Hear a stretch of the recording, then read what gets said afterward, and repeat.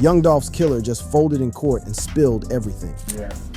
Yeah, I can tell you how many times that shot out. Aiming for Dolph.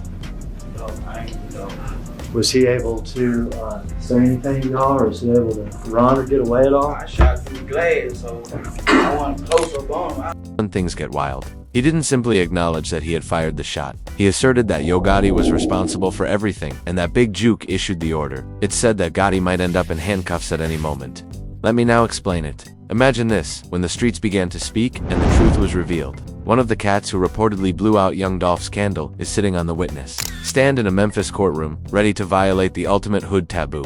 We are discussing snitching on a level that rocked the trap music industry. And this guy is going to reveal everything about how the biggest names in Memphis reportedly planned a song that revolutionized hip-hop. Cornelius Smith, one of the two accused shooters who allegedly sent Dolph to meet his maker, was the friend who made the decision to come clean. But take a look at this. Homeboy wasn't merely admitting that he had caught a body. He was going to reveal what prosecutors claimed was a massive plot that directly affected the leadership of one of the most prosperous record firms in the South. Smith didn't even attempt to explain what happened when the prosecutors began playing the surveillance footage that showed Adolph Thornton Jr.'s last moments. His attitude was as icy as winter in Chi-Town. Genuine conversation. Smith was pointing at the video as he sat in the court.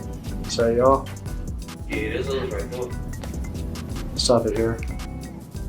Courtroom, which showed him and his men acting with lethal intent. This wasn't your typical confession about street beef. He stated that this was going to reveal a conspiracy network that extended all the way to the Collective Music Organization, which is owned by Memphis rap mogul Yo Gotti. In order to ensure that every aspect of this lethal operation was completely understood, the prosecutor persisted in questioning Smith about the video. Smith was completely honest when they questioned him about who was the first to be out the whip. "Will you please stop? Our plan is to retreat." I wanted to back up. A bit, yes. Okay. The first man out of the vehicle. Who is that? That's me. They then inquired about the armament that Homeboy was transporting. Though it had been whispered about in barbershops and on street corners for years. It was carrying. That's you? Which one of the guns do you have?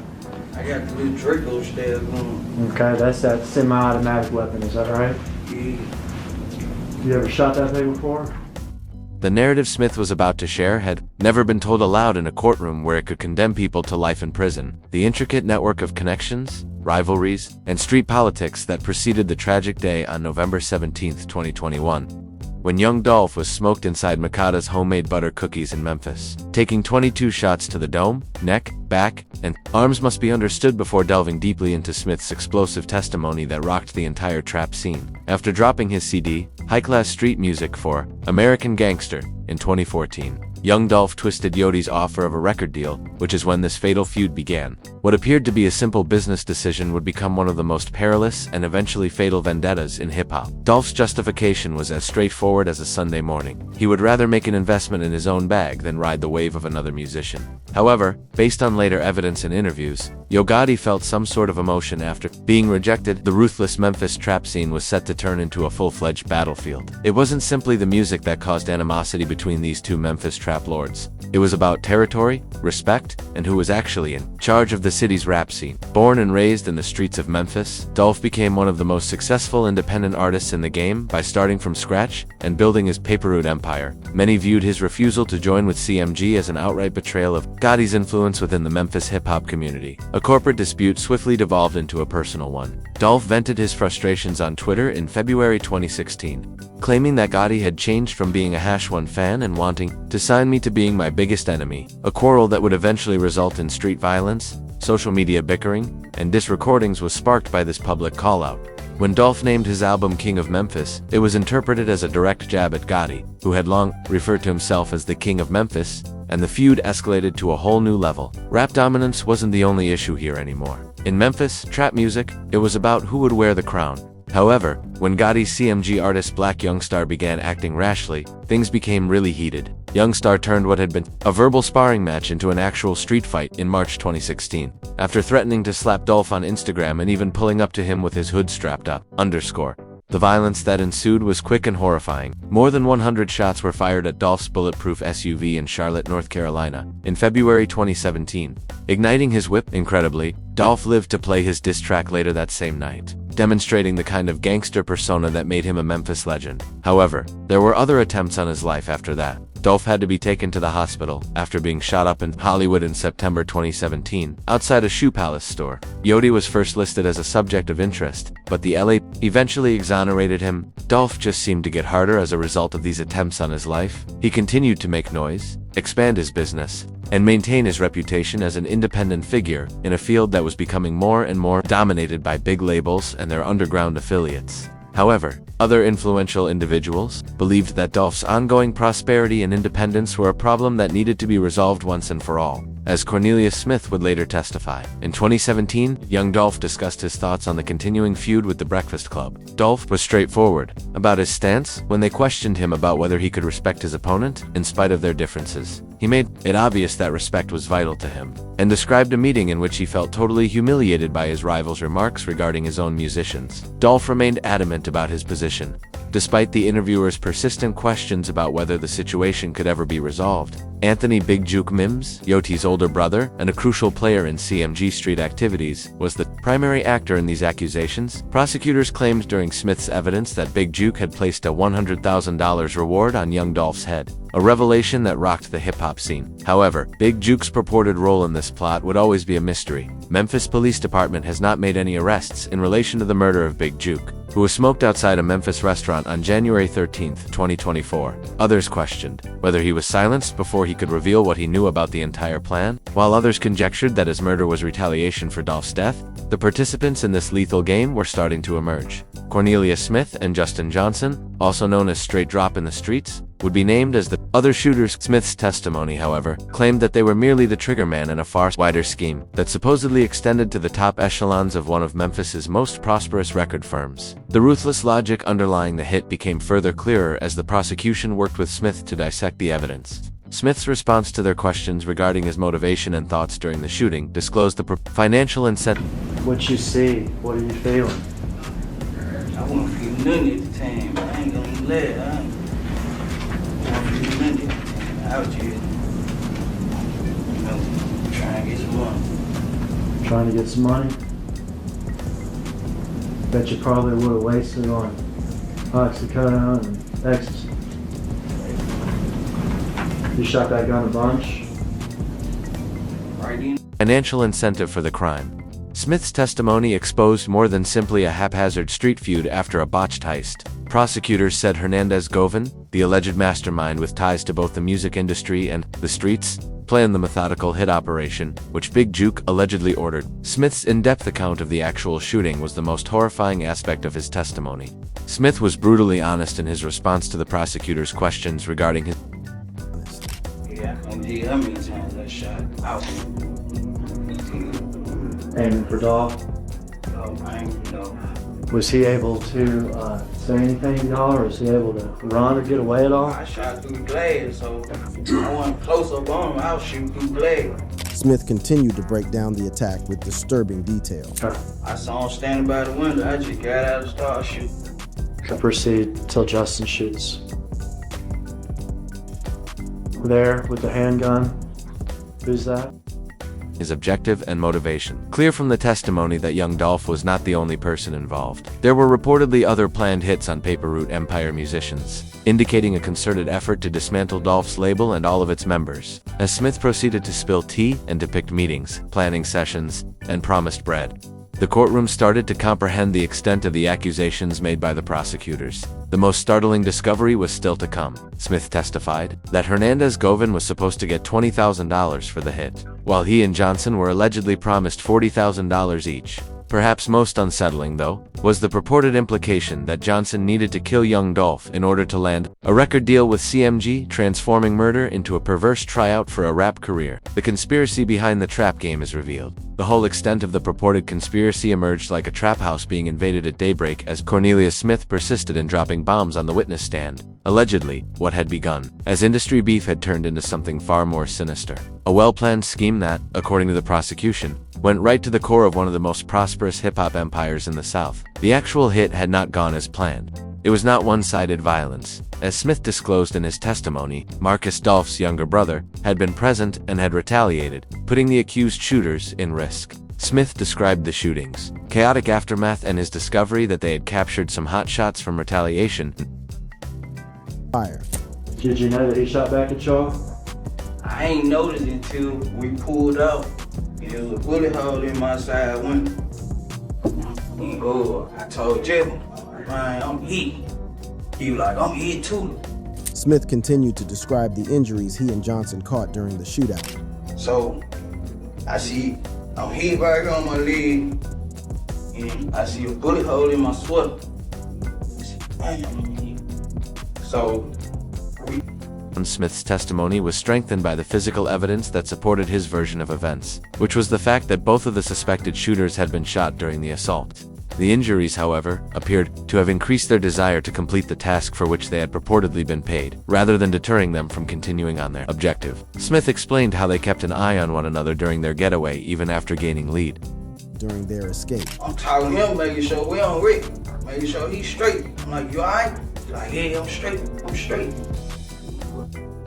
His testimony claimed that the scheme was meticulously organized, akin to a corporate takeover, rather than being improvised on the spot. However, the objective was to permanently eradicate the competition rather than to acquire assets. Hernandez Govan, a man whose connections connect Memphis's music industry and street culture, was the suspected mastermind behind this plan. Govan, who was imprisoned on November 10, 2022, is charged with planning the entire scheme, assembling the gunman, and reportedly working with Big Juke to set up the attack. Investigators said Gavin's capacity to travel between realms was what made him especially deadly. He wasn't merely a stray cat. He had a thorough understanding of the music industry and reportedly believed that Young Dolph's prolonged independence was a personal slight as well as a commercial barrier that needed to be eliminated. Smith and the prosecutor continued to look over the escape path, providing additional information about the claimed shooter's method of dipping from the scene. Testimony, however, indicated that the scheme was far more widespread than. I'm going to back up. You and Justin here are running to the white Mercedes, is that right? Right. You get in what side of the car? I get on the passenger side. And Justin gets back in the driver's side? Yeah, he get in the driver's side. We all get in the car, and you can watch the rest of the video here. Did y'all see Marcus getting a second gun from his car? Nah, but when we pulled out, and I knew it was shots back, I was finna shoot back, but there were too many cars coming, and I ain't just want merely focusing on Young Dolph. Prosecutors said that other hits were planned on other members of the paper route empire, including a $50,000 bounty on Dolph's closest associate and cousin, Key Glock. This implied that the purported plot aimed to destroy the entire paper route empire infrastructure rather than just the work of a single artist. Smith claims that Johnson and him met with Big Juke and Govan over several trips to Atlanta as part of the hit's development. These were no informal get-togethers. According to reports, they were business sessions in which the parameters of the alleged contract killing were addressed in a tone akin to that of a recording contract negotiation. According to Smith's evidence, Justin Johnson was a budding rapper who was supposedly prepared to catch a body in order to gain notoriety. According to the prosecution, Big Juke turned the American dream of succeeding in the music business into a nightmare of planned violence by implying that Johnson needed to kill Young Dolph in order to get a deal with CMG. Some shocking information on Johnson's thoughts and behavior during the time leading up to the murder was made public during the trial. Johnson released the song Stepped On, which featured a music video in which he donned a chain bearing the initials for Paper Route Empire. 5 days after Dolph was smoked. It was more than just bad taste. According to the prosecution, it was a premeditated flex meant to assert dominance over his victim. Johnson's actions during his escape were even more bizarre. In the backdrop of his alleged crimes, he published another song titled Trackhawk on January 10, 2022, while still on the run. The lyrics featured the phrases "spot something moving, then I'm firing," and 50 shots in 20 seconds. To a trap rhythm, they read like a confession. The social media posts that surfaced on an Instagram account connected to Johnson, however, were possibly the most telling. On January 8, 2022, messages were made that said, "Turning myself in, Monday at 201. With the number 201 being a crucial allusion. The Shelby County Jail is located at that address, indicating that Johnson was preparing his surrender even while he eluded the law. Testimony was not the only piece of evidence used against Smith and Johnson. A plethora of digital and tangible evidence supported it, clearly demonstrating their involvement. Smith's fingerprints in the getaway whip, cell phone data showing Johnson's phone was close to the bakery at the time of the shooting, and video footage from the incident formed an unbreakable web of evidence. The escape car itself was a testament to meticulous preparation and execution. It is possible that the conspirators planned both the hit and their escape route because the white Mercedes-Benz used in the shooting was stolen. This degree of planning suggested that the murder was a well-planned operation rather than an impulsive choice. The alleged carelessness with which the conspiracy was organized and carried out was also brought to light throughout the trial. Smith testified that the conversations regarding Young Dolph's murder were carried out in the same casual manner as any other commercial transaction. This was presented as a well-thought-out business choice with fatal outcomes rather than a crime of passion. Many believed that one of hip-hop's worst chapters would come to an end with Justin Johnson's conviction. Rather, it marked the start of a new chapter in this terrible street tale. Johnson was sentenced to life in prison on September 26, 2024, for his involvement in the murder of Young Dolph. The judge determined that Johnson was a dangerous criminal whose actions demonstrated a total contempt for human life. However, Johnson's sentence was only one part of a much bigger picture that is still being played out in Memphis courtrooms and on the streets. Cornelius Smith is still awaiting his own trial, which is set for November 15, 2025. Smith's testimony was essential in Johnson's conviction. On July 28, 2025, Hernandez Govan, the suspected mastermind, will go on trial. Even though justice may move slowly, it moved far more quickly and violently through Memphis streets. The murder of Young Dolph was followed by a wave of retaliatory violence that would take more lives and solidify the terrible legacy of this violent conflict. Prominent voices in the hip-hop scene started to comment on the terrible conclusion as word of the conviction circulated. In his analysis of the case, Boosie Bada said, "Well, since our last interview, Justin Johnson, aka Straight Drop, got sentenced to life in prison for the murder of Young Dolph. Yeah, and in fact, I think they gave him another 50 years. He also discussed Johnson's sentencing. Boosie's viewpoint on how one ought to respond to such circumstances was instructive. How did you feel when it was Straight Drop got sentenced to the murder? I don't feel no type of way. I don't put myself in there like that. I killed myself," he said in response to a question about his feelings regarding the sentencing. Revealing the nuanced feelings surrounding street justice versus legal justice. Shortly after his murder, the first indication that Young Dolph's killing would not go unpunished appeared, as the streets looked for those responsible for smoking one of Memphis's most cherished characters. Reports of an increase in violence emerged, with over a dozen individuals shot overnight and at least 3 people dead. However, what really astounded many who were connected with the case was how methodical what came next was. Retaliatory killings reportedly occurred over a 3-year period, indicating that Dolph's crew had begun their own campaign of vengeance against individuals they held accountable for his demise. Big Juke was the most well-known casualty of this purported retaliation campaign. Anthony "Big Juke" Mims was smoked outside a Memphis restaurant on January 13, 2024, during what was meant to be a quiet dinner after a funeral. Many people believed that Big Juke's murder was the realization of the street pledge that Young Dolph's associates had made to exact retribution following his death. However, Big Juke's own actions on social media following Young Dolph's passing may have been the most revealing sign of the mindset that led to him being a target. Big Juke ridiculed the predicament of struggling rappers following Dolph's murder in a live stream that would eventually be viewed as extreme. Many people felt that Big Juke's letter was insulting and sarcastic, especially considering how soon after Young Dolph's murder it was sent. For those grieving Dolph's passing, his seeming delight of competitors' hardships while portraying CMG as still operating was seen as further hurting the situation. However, this street justice effort is Wake of Dolph's murder. So, man, hey, y'all, I'm finna start a GoFundMe, man, because I know a lot of you man, can't do no shows, ain't save no money, so guess what, I'm gonna come say today, I'm gonna come pay you if y'all got somewhere to stay. I'll pay your car note. I'll pay your jewelry note so you won't get repoed. You feel me? Whatever else you renting or leasing. said to have claimed the lives of more people than only Big Juke. Shortly after his foolish social media statements, comedian Darian Demonchilds, who had made jokes about Young Dolph's murder online, was smoked. His passing was a clear warning to anyone who might consider celebrating Dolph's murder or disdaining his memory. The number of purported retaliatory killings kept expanding. In January 2022, Big Nucci, who was connected to Straight Drop by social links, was destroyed. A significant player in Dolph's murderous scheme, Joshua Taylor, better known as Coyote, was found dead from gunshot wounds not long after he was connected to local gangs and suspects. The extent and methodical character of these purported retaliatory murders revealed an organization that was not satisfied with letting the legal system manage justice alone. Paper Route Empire was more than just a musical label. Thanks to Young Dolph, it was a brotherhood, a family, and they were prepared to fight to exact revenge on their dead leader. The de facto leader of this purported campaign of retaliation was Glock, Dolph's cousin and closest associate, but he was cautious to never openly admit his involvement. Glock talked about feeling stuck and unable to move over the loss of his cousin in his first interview since Dolph's passing, but his deeds spoke louder than words. Glock's response to a straight question about his feelings after the incident demonstrated the extent of his suffering and about how he found out about his cousin's murder. His role. In his first interview since Dolph's death, Glock spoke about feeling stuck and unable to shake the impact of losing his cousin, but his actions spoke louder than his words. When asked directly about his emotional state following the tragedy, Glock's memory was clear and unpleasant. Interview 2111 to 2120, he went on to talk about that horrible realization. When questioned about his coping mechanisms and Glock's actions in order to heal reaction demonstrated the breadth of his desperation. Empire's message was quite obvious. Anyone who had assisted in the murder of Young Dolph or cheered his demise would be held accountable, and his death would not go unpunished.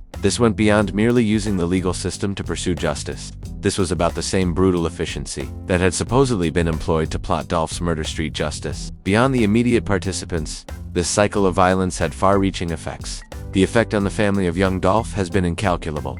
Mia J., his fiancée, has openly discussed how she feels left out of the court system and how she finds out about case developments via news stories rather than official sources. Her dissatisfaction is a reflection of the larger feeling that the system did not adequately safeguard Dolph or provide for his family after his painful. Do you remember how you found out and where you were? Never forget, yep. Where were you at? I was at home. Passing. Justin Johnson's half-brother Jarkus Johnson was also implicated in the plot. And did somebody call you or? Somebody called me in the house. Like, you know how you can hear when somebody call your name, like the tone of their voice, like you know something wrong, you just don't know what it is. Yeah. And entered a guilty plea to accessory counts for aiding Justin Johnson in his escape and concealment following the murder. Despair. Obviously, it's not something that anybody saw coming or, you know, or even should have happened in the first place, but what kind of things have you been doing to try to be better and to try to, you know, move past? Do you have people close to you that, you know, maybe you're trying to keep your mind occupied or, you know, maybe you're trying to just distract yourself? What kind of ways have you been? Man, ain't nothing. Nobody can tell me it ain't nothing I can do that'll make me feel. His participation demonstrated how the conspiracy's snares extended into the killer's own family, enticing those who might not have been initially involved in the planning but who later joined in the cover-up. More information concerning the conspiracy will probably be revealed during Cornelius Smith and Hernandez Guven's trials, which may also provide answers to some of the unanswered questions regarding the other participants and the claimed level of the conspiracy. But the damage has been done, regardless of what those trials show. Memphis has lost one of its most cherished and gifted artists. A community has been forced to face the perilous nexus of street culture and entertainment, and numerous families have been destroyed. I appreciate you watching. To view more videos like this one, click on one of the boxes that is currently playing on your screen.